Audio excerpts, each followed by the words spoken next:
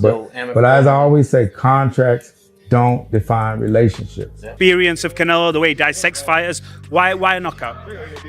Mainly because of the experience. Right now, the boxing scene is buzzing because the longtime bond between Leonard Ellerbe and Floyd Mayweather has completely fallen apart. This is not a small disagreement. These two built an empire together. Leonard was there for every major title win, every big payday. Now he's speaking out and questioning Floyd's financial reality. He claims the image of endless wealth is not what it seems. According to him, Floyd is dealing with serious debt that fans never knew about. These are strong accusations, not casual rumors. As more details come out, the spotlight on Floyd's billionaire lifestyle is getting brighter, and the story keeps getting wilder. Where Floyd was in, where Canelo and Floyd fought, and Floyd was a much more... What makes this even more dramatic is the timing. These claims started spreading right after Floyd's latest exhibition events. They were promoted as fun entertainment, but many critics saw them differently. Some fans felt the fights lacked real competition and were more about quick money than sport. Now that Leonard is talking, those old cash grab suspicions are growing louder. What used to sound like online chatter is now turning into serious debate about Floyd's reputation and long-term legacy. Floyd told me many years, probably 25 years ago, that Leonard also addressed the numbers from the exhibition fight between Floyd Mayweather Jr. and John Gotti III. He says the event did not perform the way it was advertised. The promotion promised something huge and global, but Leonard claims the earnings were disappointing. For someone once known as the face of pay-per-view success, that raises questions. If Floyd's name alone no longer guarantees massive sales, people naturally start wondering whether the money image still holds the same strength it once did. To do something amazing. We had an incredible run. And Leonard did not stop there. He believes Floyd overestimated how powerful his brand still is. According to Leonard, Floyd expected that fight to fix major financial pressure. It was not just about staying active. Leonard suggests it was meant to solve deeper money problems. Instead of fighting for belts, Floyd was reportedly stepping into the ring to manage growing financial responsibilities that were closing in from different directions. no, none of these guys are like Floyd. Floyd was one of one. Now let's talk about the payout. Leonard said Floyd earned around $20 to $25 million from the Gotti exhibition. To most people, that sounds massive. But Leonard insists that amount barely makes a dent in what Floyd allegedly owes. He claims there are large financial commitments still unpaid. If those issues continue unresolved, the situation could move beyond private stress and become a very public legal matter. What I'm working on, I want you guys to know this. Fans are understandably confused. They see Floyd posting private jets, luxury shopping trips, and high-end living online. So how does that match with claims of financial trouble? Because of this, many supporters have turned against Leonard, accusing him of betrayal. Since leaving Mayweather Promotions, Leonard has been revealing sensitive details. Still, some insiders believe the problems between them started long before any public statements were made.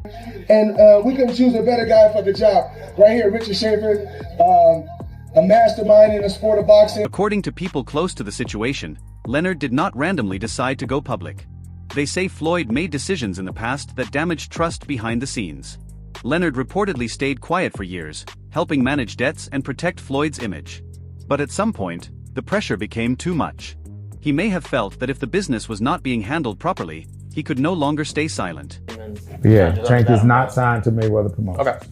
Gotcha. He's not signed to Mayweather Promotions. After stepping away from the company, rumors began that Leonard may have shared information with authorities.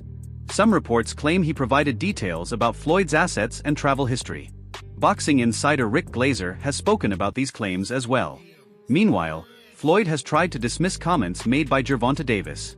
Even so, But at the end of the day, Tank's that dude. one of the biggest talking points involves Dubai. Leonard claims Floyd was not free to leave due to unpaid financial obligations there. He says bank accounts were frozen until certain debts were addressed. As the former CEO, Leonard says he was aware of these issues early. According to him, this was not a simple extended stay. It was a financial matter that limited Floyd's ability to move freely. Tank will let you know what he's doing Tank, when that time comes. when can we expect him back? 2024? Leonard also says that although Floyd returned to the United States, not everything tied to Dubai has been settled. He did not share every detail, but recent reports suggest unusual circumstances behind the scenes. Staying overseas for weeks without an official event raised concerns. For many observers, the extended stay seemed connected to something more serious. And I'm forever grateful and thankful, blessed Yeah. Then there are the gambling claims. Leonard reportedly saw information suggesting Floyd handled large sums of cash in private gaming settings and lost heavily. The unusual part is that Dubai does not officially allow casinos. That has led to speculation that these activities may have taken place privately, possibly involving borrowed money that still needs to be repaid. What kind of person he was. But initially, I'm just being honest, I didn't believe him. I had to see it for myself. After those reported losses, authorities were said to monitor Floyd closely. His private jet was allegedly under watch, and his accounts were flagged. While he could remain in luxury hotels, leaving the country was reportedly complicated. Travel approval and financial clearance were said to be required before he could move freely again. My description of him, he's a horrible person. The reported size of the debt is what shocks most people. Some financial insiders believe it could total hundreds of millions of dollars. There are even claims that large monthly payments are required just to manage ongoing obligations. Critics argue that instead of reducing expenses, Floyd maintained an expensive lifestyle, which may have increased the pressure. Well, let's talk about one of your fighters, Gervonta Tank Davis. Dubai is known for strict financial enforcement. If someone owes significant money, serious consequences can follow. While boxing fans debated the story online, major news outlets remained mostly silent.